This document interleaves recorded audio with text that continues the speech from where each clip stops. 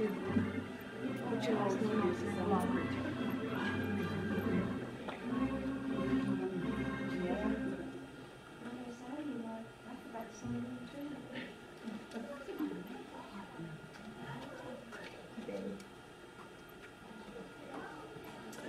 Okay, welcome to the seventh seminar that we have in our 8th seminar presentation on analytical hypnosis for pain management. Today our main topic, if we get to it, because we're going to do the practicum first, but if we have time, we'll take a brief look at psychoanalytic transference, the concept of transference, and how it applies to hypnosis. For the practicum, which will start immediately here, we're going to take a look at a very simple induction routine, probably the easiest induction routine of all. Okay, and we'll practice with that until we're comfortable with that. And then what we're going to do is we're going to take the pain management script, and based on our experiences with the VAK induction, we'll begin playing with that. Because as I was listening to the tape from last week, most everybody was getting it, but it seemed it was harder, I think, than it needs to be because I just didn't explain it well enough. Okay, so we'll work with that second, and then again, if we have time, we'll take a look at transference. Okay? Any questions? All right. Again, all the materials are available out there. I have to make a modification to today's PowerPoint presentation because I had seminar number 8 there because I was brain dead this morning. So I'll go make that change and upload the new version. Everything else is the same, but it just says, yeah, seminar number 8 instead of seminar number 7. Any questions about the website? Do we need to look at it or anything to refresh anybody's memory? Okay. Then in that case, let's take a look very quickly at the Neuro-Linguistic Programming VAK representational system induction procedure. And it's described very briefly because it's a really easy induction in this book here called Transformations, Neuro-Linguistic Programming and the Structure of Hypnosis. So this is one of the, for people who are not familiar with neuro-linguistic programming, John Grinder is ex-Special Forces PhD, who was teaching courses in California, at the University in California. And Richard Bandler came in as a graduate student. And in 1974, they worked together on his dissertation, on Bandler's dissertation, on basically the therapeutic methods of Virginia Satir, Milton H. Erickson, and Fritz Perls. So we had Virginia Satir, who was one of the first people who talked about family therapy. We have Erickson, who's of course the premier hypnotist, and then we had Fritz Perls, who was Gestalt therapy. So what they did, what Bandler did under Grinder's supervision, was to go out and interview these people and others in the field and put together his dissertation. That was published in 1975 in a 2-volume work called The Structure of Magic.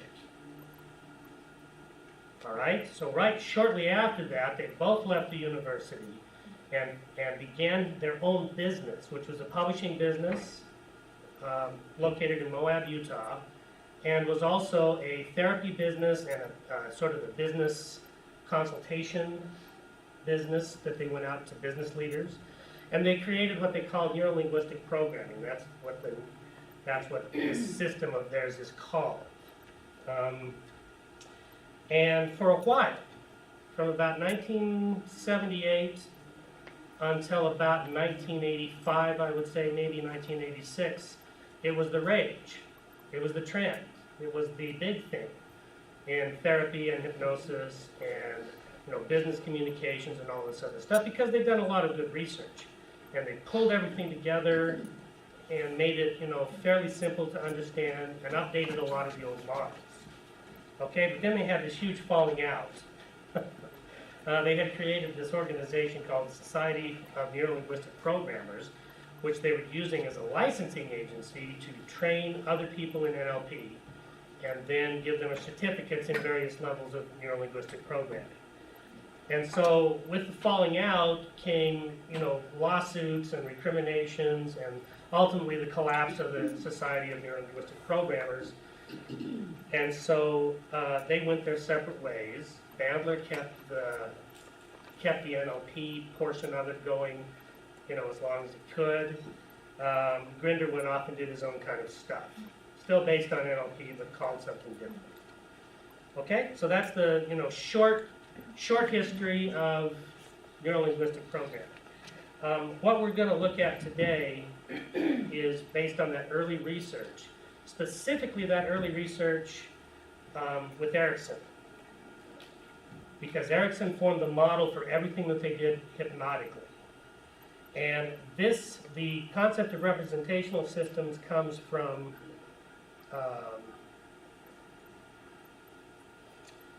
Gregory Bateson and his group, who were working on what they called the ecology of mind. In fact, that's a collection of essays by Gregory Bateson. And he published that. I can't remember when that was exactly published. We could look in the bibliography and find out. But it was published in the early 70s, I think, late 60s, early 70s, called Steps Towards an Ecology of Mind. And what they're trying to do is they're trying to come up with a model of the way that the mind functions. And one of the things that they talk about is representational systems. So rather than talk about the five senses, because that implies that there's something sort of real going on there, they began to drop back one step like we have and say that these are representational systems. So, and that fits exactly with our model. In other words, it's not senses that we're having, it's not sense data that we're collecting, it is representational systems of the phenomenal world out there that then organizes itself according to these five categories: visual, auditory, kinesthetic, olfactory, and gustatory inputs. Okay, so visual data accounts for roughly 70% of all the data the nervous system processes. Auditory, roughly 15 to 20%, depending on, you know, things. Kinesthetic, about 10%, although we can get more access to it if we want. And then olfactory and gustatory are very minor, especially in, you know, Western industrialized worlds, where we try to sanitize everything so there aren't very many smells, and where mostly our food is not specifically designed in order to, you know, smell good and taste good particularly. Like, you know, some of the, like the French gourmets, I mean, they spend hours and hours putting all these, you know, various flavors together so that the combination is really good. We don't tend to do that. So olfactory and gustatory, and, you know, in the United States specifically, are very, very low on the threshold. But they can come into play, and we can utilize them. Okay? One of the things that they, one of the ideas, one of the concepts that they introduced into the field that has now become popularized is the idea that there are different kinds of people, visual, auditory, and kinesthetic people, who process using a most favored representational system. So there are people who are visually oriented, who like to, you know, process things visually more than they like to use any of the other representational systems. And most of us are in that category. Then there are people who like to process things auditorily.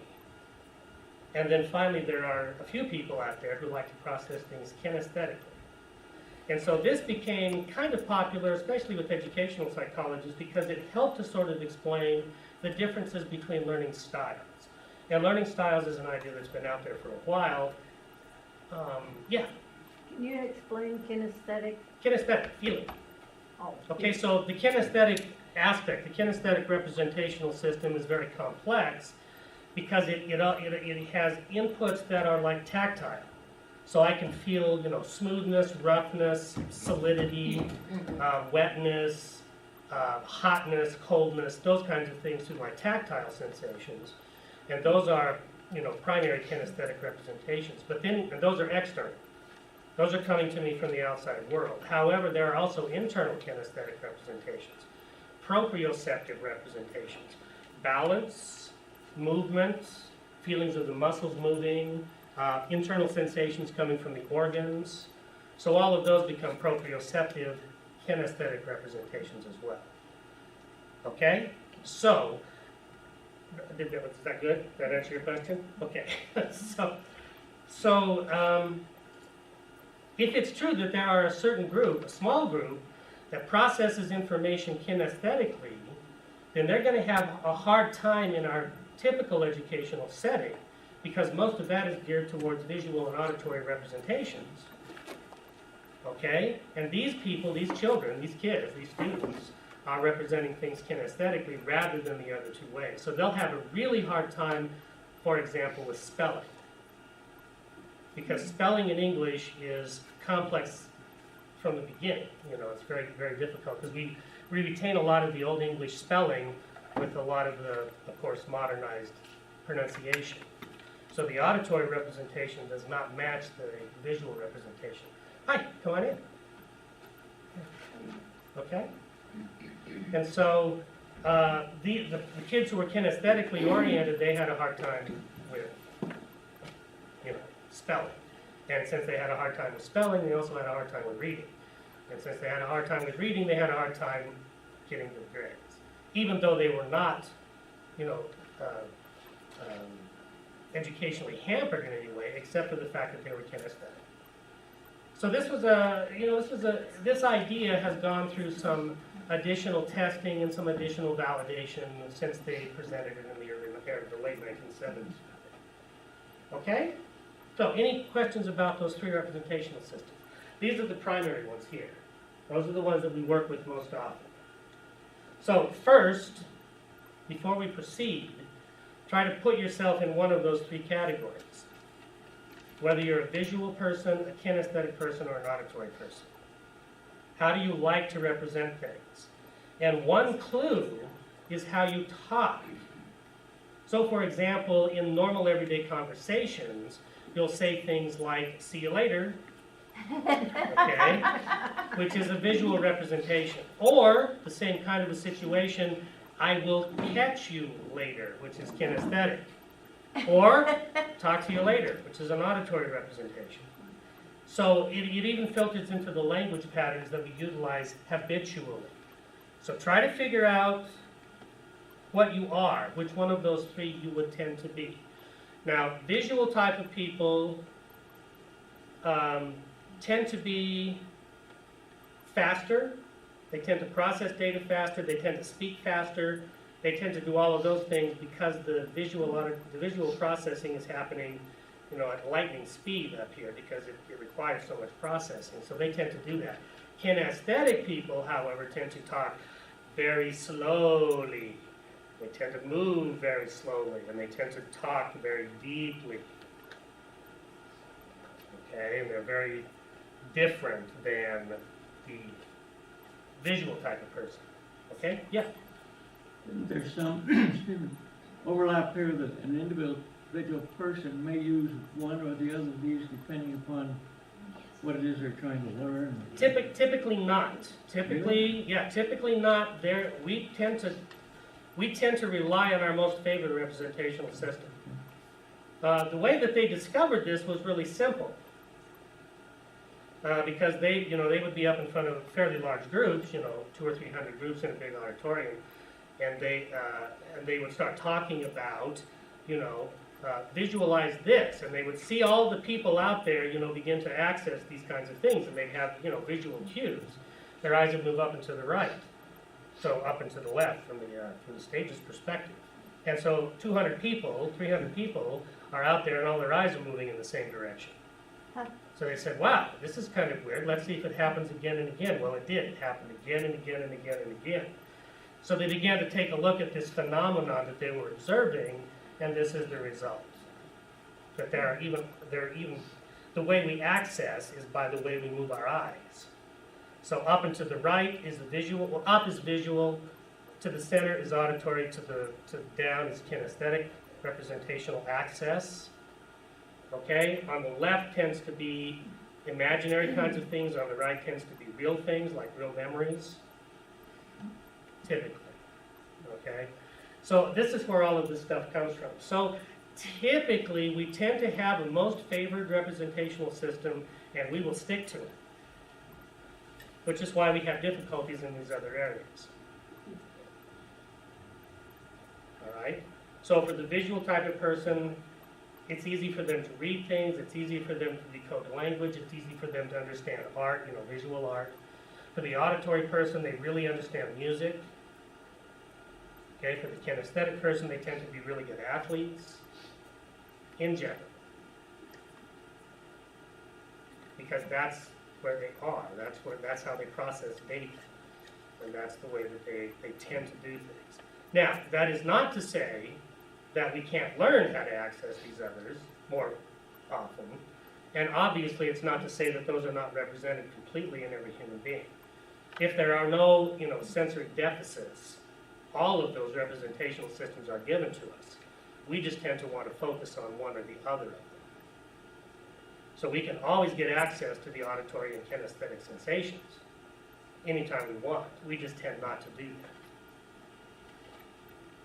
that. Okay? Any other questions?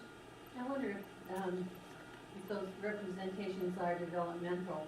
Little infants put everything in their mouth. These are the psychoanalytic developmental stages. Yes. So the first was the oral, the second was the anal, the third was the phallic. So yeah, those tend not. These are high level. So these are going to be based later. Yeah. These would more closely correspond to Piaget's developmental cycles rather than to the initial psychoanalytic ones. Okay? Did that answer your question? Yeah, because what happens is all children will be orally oriented at the very beginning. Okay? But 70% of them will later on abandon that for visual representation. And that's why, because later on, especially for Piaget, the first developmental cycle, educationally speaking, is the concrete operational stage, where they're actually physically moving things. Okay? And so kids will tend to, they'll be using all of those things pretty much all the time at that point. But then we stick them in an educational setting, and then we move them forward and their nervous system evolves to the point where they're now working with abstract operational processing. And it's at that point that these things become obvious. And then you'll have the kids begin to separate according to which representational system they want to do. Now, remember that visual data can be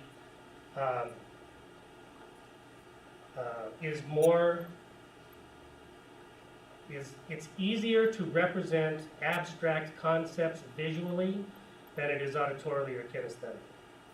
So once again, we see that differentiation. The bright kids in school will be the ones who have the visual representation and have then been able to take that and move it into this abstract kind of representational ability. They're the ones who can spell really good. They're the ones who can read really well. The other kids, tend to be auditory and kinesthetic, and they have a harder time with typical academic activities. Okay, so did that answer your question? Okay, so these are, oh yeah. The visual, usually you see things, but you forget them faster. With the visual data? Okay, this is new to me. Not me, I remember better than one auditory. Okay. Yeah, because sometimes, you look at some pictures, Uh-huh. and after a few minutes, after an hour it passed, you don't remember the pictures. But if you heard them and see them at the same time, then you can memorize it much better. Yes, yeah, definitely using all of the representational systems together definitely provides us a greater cognitive ability. Absolutely. Are you referring to some studies that you've read? Yes. Okay, I'll have to check in on that. There may, in fact, I'll check and see if there are studies out there that indicate that. Okay. You're talking about remembering things? Yes, short-term memory. The other thing that's pretty obvious is that you remember better those things that happened when you were emotionally charged, either angry or happy or whatever. Yes. Those you remember. Yes, and where does that, what's here? So if you add all three, if you have visual, an auditory, and a kinesthetic component, those are the memories that we tend to remember long term. Okay, so I'll check and see what studies I can find. Let's see, yeah. Would the people that, musicians and singers, would they fit into the auditory group? Yes, definitely, because they hear things better than visual people do. And somebody that says they play by ear? Yes. Yeah, absolutely. They're hearing things that visual type of people don't hear. Not that they couldn't be trained to hear it, but they tend, I mean, they're hearing things and they're forming complex relationships among the things that they hear. Okay? Now, in the case of, for example, Mozart and Beethoven, which we have, we have records from their time, they tended to compose using both the auditory and the visual. But they wrote nothing down until they were done composing. Then they went and wrote a score. So they would go on long walks, both of them, and they would hear it, and then they would, they'd hear one piece and then add another piece. And remember, they're dealing with large orchestras, some as many as, 200 pieces, 200 instruments, that they're now hearing that whole complex thing as they walk through the forest. And then they translate that into the score in their minds, and then they go write it down.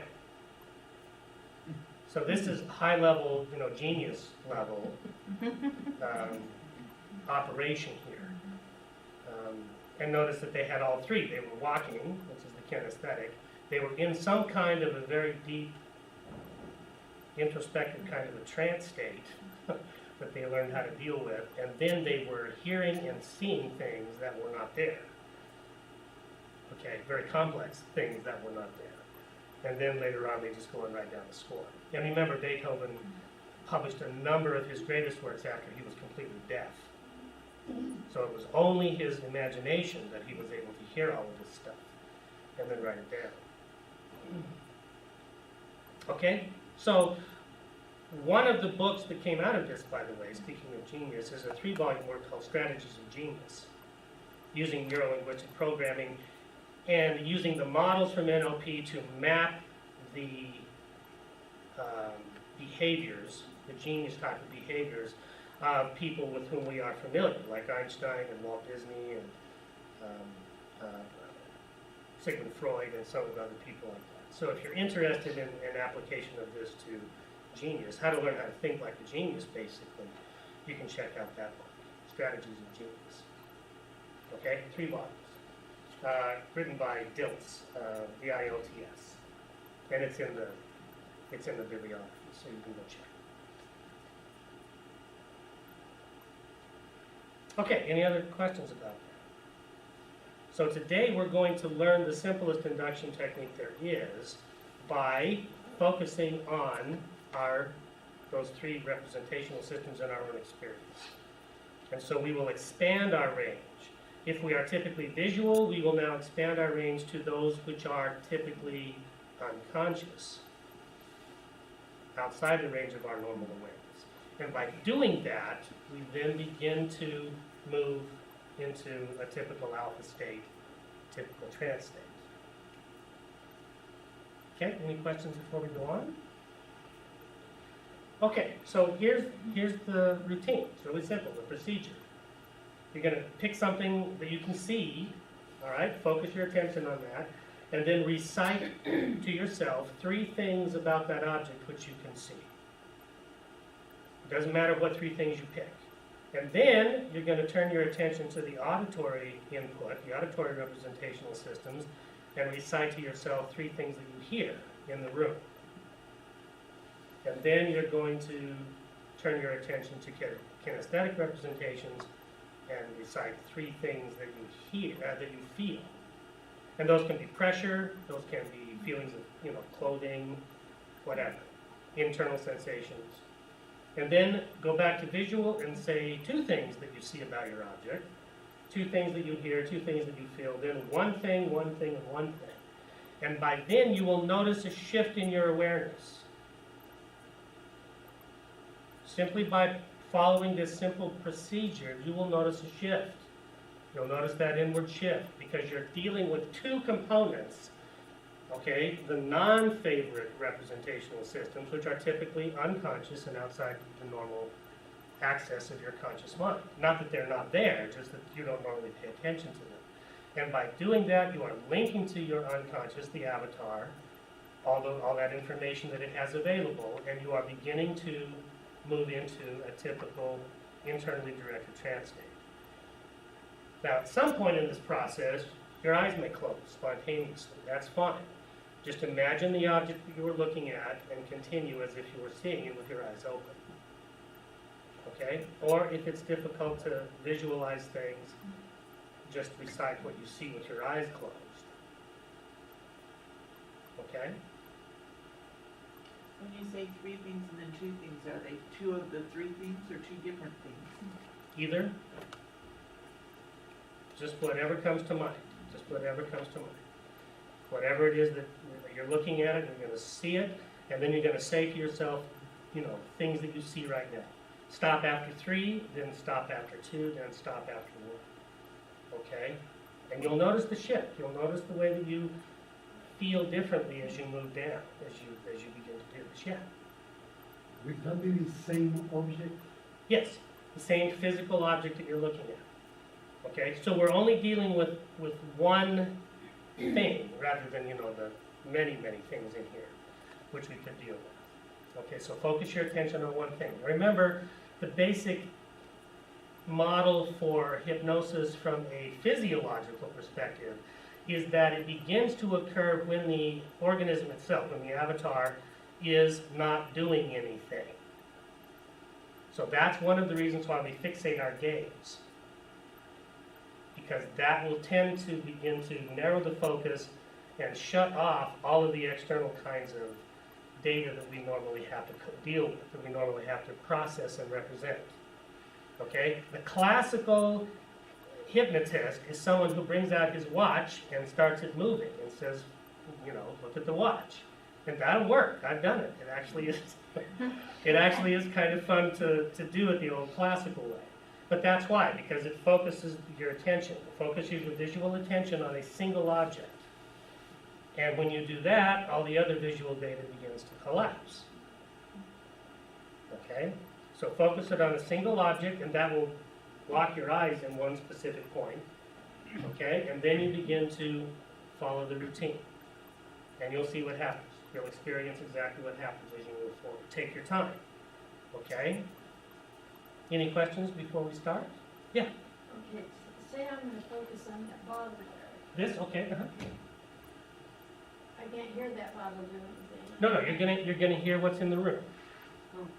The auditory field tends to be a little. There are fewer things to cope with normally for the auditory field, unless you're in the middle of a stadium. Okay, or in the middle of, you know, of a loud classroom or something like that. So, yeah, whatever, and then whatever you're feeling. Like, for example, if you're sitting down, you'll feel pressure here against, you know, your legs, or you'll feel, you know, you may shift in your seat and feel the fabric move against your arm, or one of your hands may feel warmer than the other. Okay, yeah. So do you recite 3 things about the object which you see, and then you recite 2 things about the thing you see? And No. Are you Visual, auditory, kinesthetic. And then 2, 2, And then 2, 2, 2, 2, yeah. So you're moving from visual to auditory to kinesthetic. So notice that we're now narrowing the focus of our attention, because kinesthetic representations are, Tactile. well, they're tactile, yeah, but they also account for only about 10% of the nervous system's processing at any given point. So you're not doing all 3 of these things on the same object? Yes, you're You doing are- all things on the same visual object. And of course, the Again, how same, can you hear a vase? you can't. Your hearing is what you hear. What sounds are available to you in this particular environment? So you're cueing on the vase while you're listening to the things around you. Yes, you will, exactly. What will happen is you will now shift your attention to auditory representations. And that will do a number of different things. Okay, it will take you will stop seeing what you're looking at, and you'll start to hear, which is why it tends to have you close your eyes at that point. Because as you try to focus on the auditory data, you'll want to close your eyes so you can hear it a little bit better. Okay, and with your eyes closed, of course, what happens? Alpha. With the eyes closed, alpha happens immediately. This is the first thing that Dr. Berger discovered. If I close my eyes, the EEG shows an alpha wave. All you have to do is close your eyes and it automatically triggers the alpha state. Okay, so a lot of things are happening here, but the procedure is relatively straightforward. Yeah? And refresh the alpha for us, please. Oh, remember that there are 5 primary EEG states that are represented by various experiences that we have. The lowest state is the delta state, very slow wave, extremely slow wave. Okay, and that happens only when we are in slow wave delta sleep. Then the next highest frequency is theta, which is about 3.5, 4 cycles to about 8 cycles, 7 cycles. And then the next highest frequency is alpha, and that's from about 8 to 12 cycles per second. And here, alpha is unique and interesting to us because it synchronizes the rest of the nervous system. If you are in an alpha state, the whole nervous system is vibrating at that state, is pulsing at that state. Okay, and we know that there are at least 3, possibly 4 neurological oscillators inside of the brain itself that constantly pulse the alpha wave, regardless of what else is going on. So as soon as all of the visual data is removed, those oscillators then have, free rein, and the rest of the nervous system starts to pulse with them, starts to synchronize down to those oscillators. Okay? And then the next highest is beta. Now the alpha wave is a high frequency, high voltage sine wave. Very, not jagged at all, very, almost a perfect sine wave. And it's high voltage, high voltage frequency of about 8 to 12 cycles per second. The beta, however, if you take a look at it, it is really low voltage and very jagged, non-synchronized. And what it is the resultant from all of the various portions of the brain now doing their own thing independently. So the visual cortex is processing visual data. The cerebellum is doing its own thing as we walk around or drive or whatever. The auditory processing units, are doing their things. The vocal things are doing their things. They're all doing their own things at different frequencies. So the resultant is this beta wave, which is low voltage, very high, 30 cycles per second or so, and very jagged. And that's our normal waking state. Okay? Then if we push ourselves into high level, high energy, rhythmic kinds of athletic activities, what will happen is the frequency will now move up, and it can go from about, anywhere from 30 to 150 cycles per second. And again, we get that synchronization effect. So the gamma state is the synchronized effect, and we're now totally focused on the external environment. And the nervous system is now synchronized again. And so high-level, high-energy athletic activities tend to produce that state. Okay? So this is designed to get us very rapidly into an internally directed alpha state, which is the sort of the stepping off point for classical trance behaviors, classical trance activities. Okay? Any other questions? Yeah? No? Okay. So go ahead and just go ahead and run through it by yourselves, and we'll just see what happens, okay? And we'll regroup. And we'll keep playing with it for the next 5 or 10 minutes until we're really comfortable with it, until it becomes just sort of, second nature, that we can just stop ourselves and in about 2 minutes run through this routine, and we will be able to guide ourselves into this internally focused alpha state very quickly. Yeah? Not yet. Not yet. Yeah, in fact, I don't think we're going to work with partners today. If we have time, we will, but otherwise, we'll just practice basic skill sets here. Okay? Because we need to remember the primary concept and the most radical concept, I think, that Erickson brought to the table was that the hypnotist has to enter a trance state himself, him or herself. Otherwise, it doesn't work. Okay, and so that's what we're practicing now. We are practicing how to get into that alpha state ourselves. Okay, any other questions? Okay, and so don't worry, there's no way to do it wrong, and we never stop until we are successful. So there's no failure here. We just keep doing it until we get it right. All right, so start off with the visual and just recite to yourself whatever it is, 3 things that you think about, that you can see.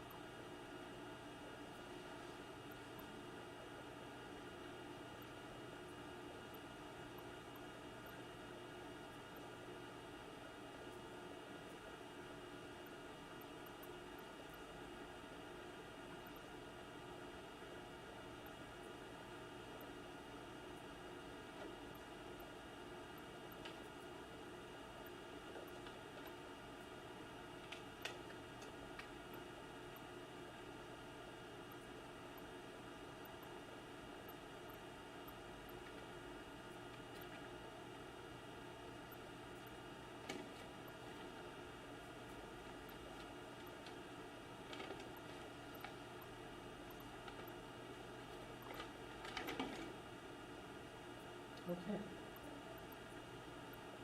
Is everyone finished?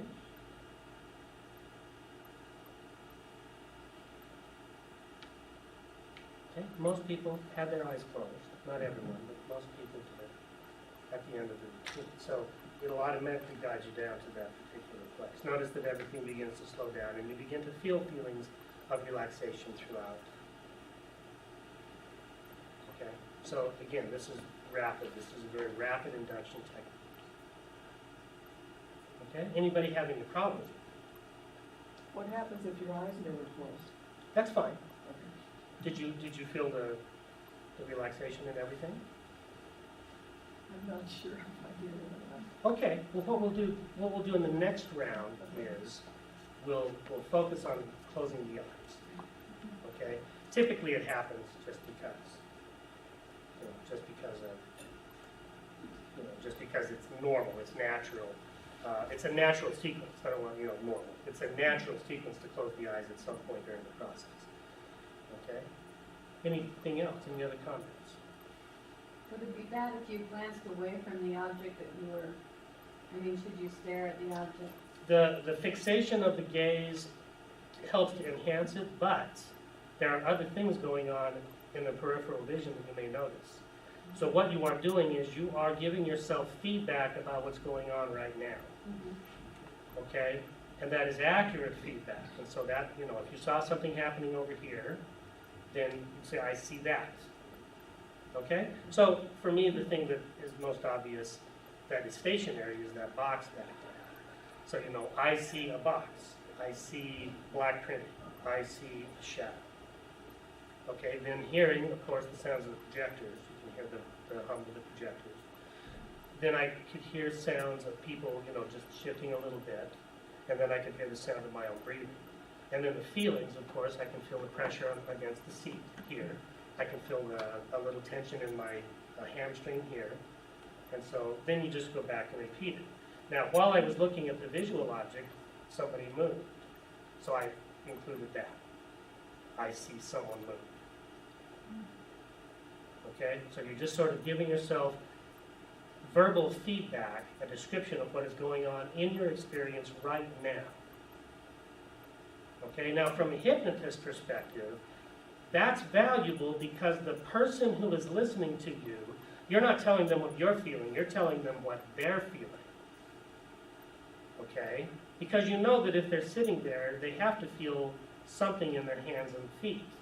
If you direct their attention to their hands and feet, they're going to feel something. And so all you're doing is just sort of validating their own experience. From the pain management script, remember, those are the kind of things that are included in the script. okay? You may feel something in hands or feet or face. You know, you may feel relaxation in hands or feet, face, or whatever. So we give them a lot of options, and by doing that, we immediately validate their own experience. Okay? If something were to happen, you know, something that we're not aware of, you know, there's a sound off to the side, then you just say that. You may have heard that sound. Okay? So that, Can you do imaginary things, like, Sure. you know, looking at the view or some place that you were before? Yes. You enjoyed it immensely. Sure. So what we're dealing with right now is pure process. We don't want much content. Okay, but yes, imaginary objects are good if you have enough skill in imagination. Many people do, many people need to build that skill because they have never practiced that skill.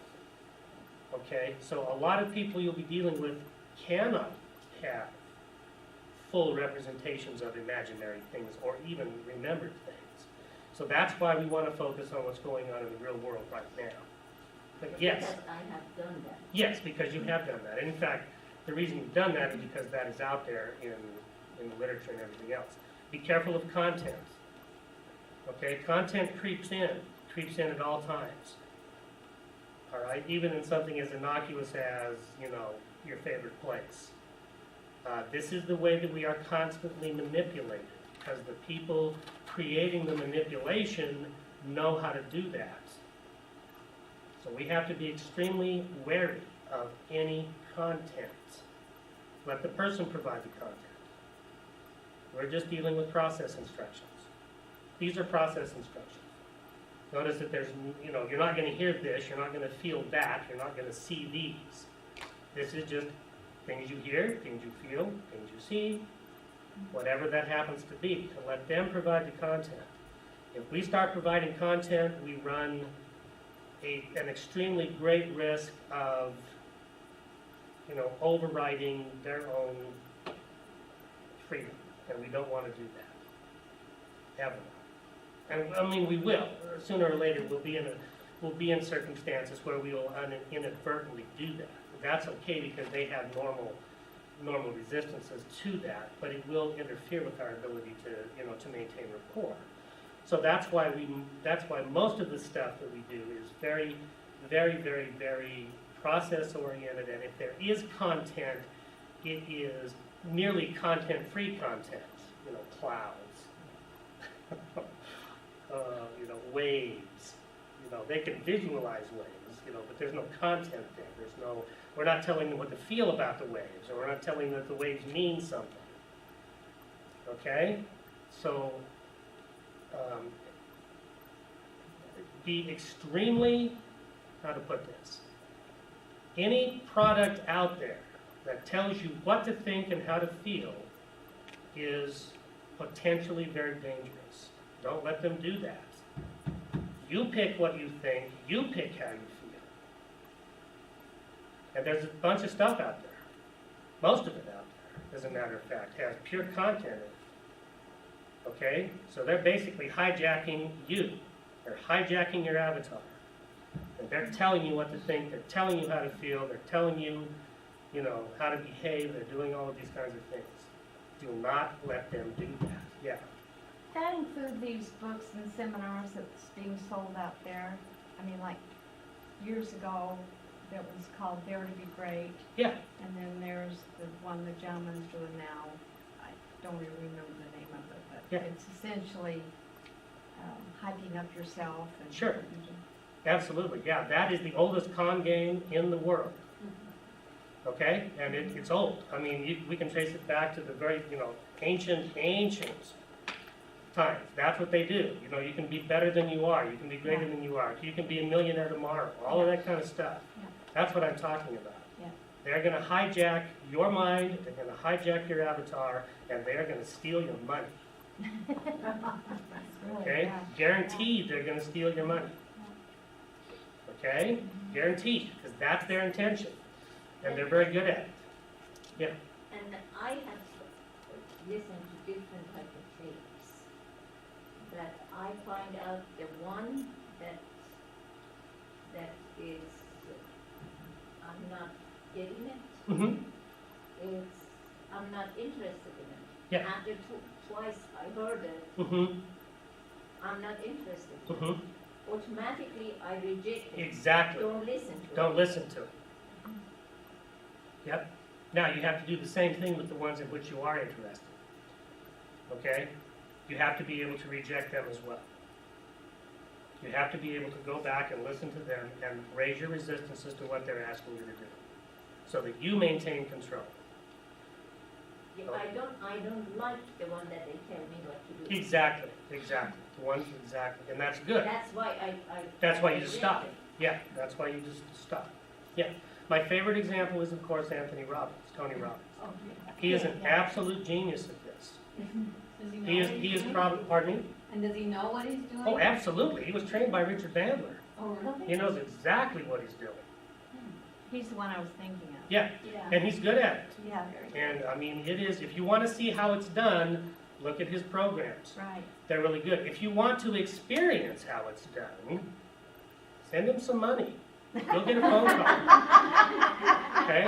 You will get a phone call from one of his agents, and then you will be able to see, you'll be able to experience directly all of the subliminals, all of the NLP programming, all of the hard sell, everything. You'll be able to experience it up close and personal as they attempt to get you to buy more and more and more and more, until finally you are convinced to commit $39,000 to go listen to him talk for 4 days on the island of Fiji. And they'll have you selling your firstborn and mortgaging your house to go there. Okay? He is good. He's slick. He's smart. He knows exactly what he's doing. And he's got highly motivated people working for him who are also highly trained. How come that's not illegal? Because you're voluntarily complying with it. They're not holding a gun to your head. They're just using these techniques. Okay? And by the way, these are the same techniques that the government uses. And the same techniques that Madison Avenue uses. And the same, I mean, they sell us, deodorant the same way. Evangelists too, that, Oh, yeah. oh, I love to hear them. Yeah. It's just all of a sudden you get hypnotized Yep. into it. Absolutely. I heard you Absolutely. say if I said penny $10. Yep, and so that's what's happening out there. They're using this very powerful technology in order to hijack you. And once they've hijacked you, the sky's the limit on what they can do. So you must, one of the reasons why we're studying this stuff is so that we know how it works and we can be less easily manipulated. But the other big one is, especially, late 90s, mid 90s to late 90s, was all of the sort of explosion of timeshares. What?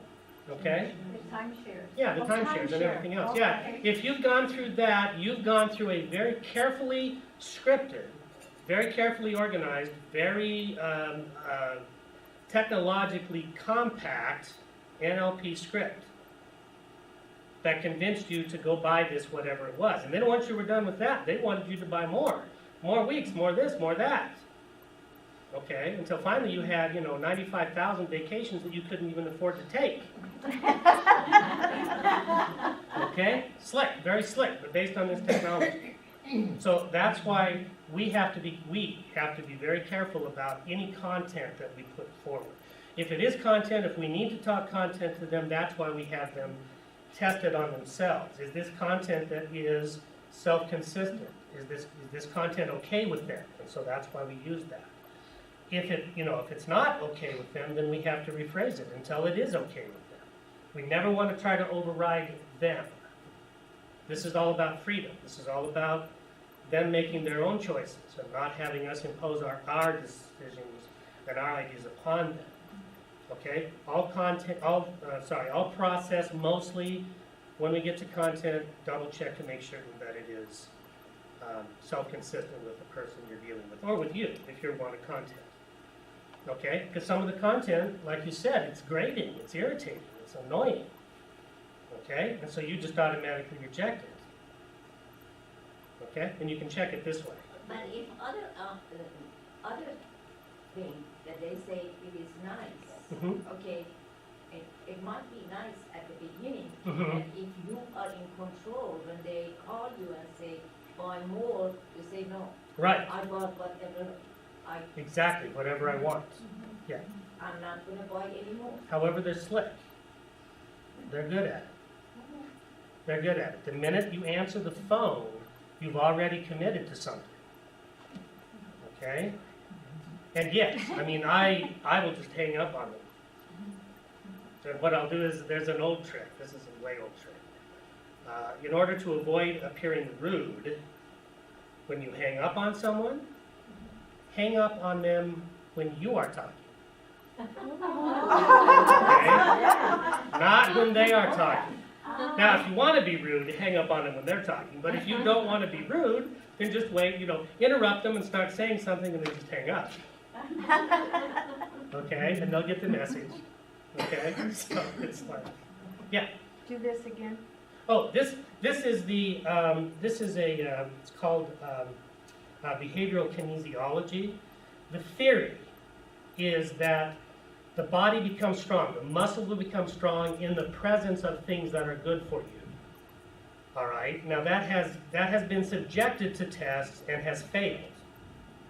So things in the external world, like for example, one of the tests that they did was they brought in psychiatrists, psychologists, nurses, dentists, chiropractors who were using this technique. I mean, you may see people out there who are familiar with this, going up and down the grocery store aisles, checking to see which foods they should buy.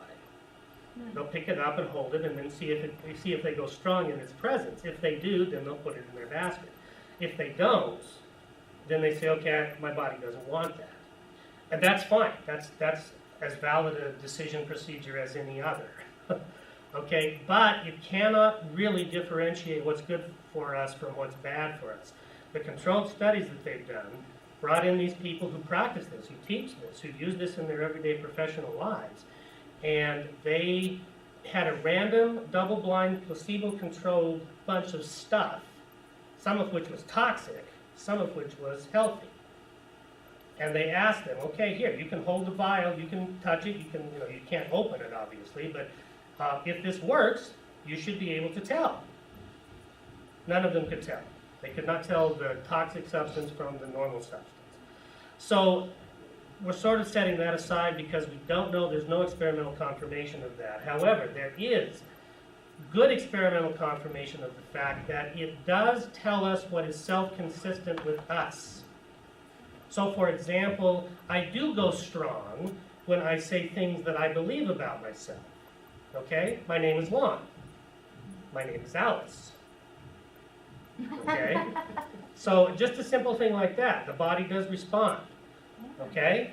So things about us, like belief systems and things like that, this can test whether they're self-consistent. Okay? And that has experimental confirmation. So as long as we leave it within that realm, we're fairly confident that we're getting good results. So when we ask someone, here's what you want to do, here's what I'm going to say, is that okay with you? You'll say what you're going to say, and if they go strong when you say it, that's a good sign that it's okay with them. Okay?